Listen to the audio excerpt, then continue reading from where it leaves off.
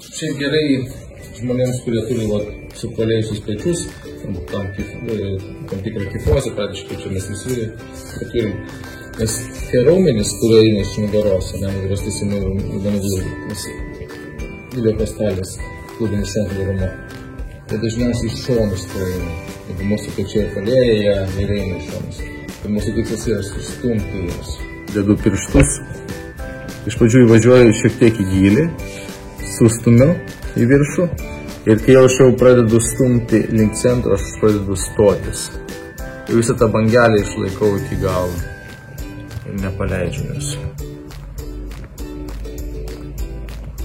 Tai visi tie audiniai stumiami į centrą. Jau priklaupiu, tvirtai, kaip suimu, suspaudžiu ir stumiu link centro. Matote, bangelė išsilaiko. Ir galiu iki pat viršaus. Tai kokius 3 kartus galiu biškį iš arčiau rėmens paimti.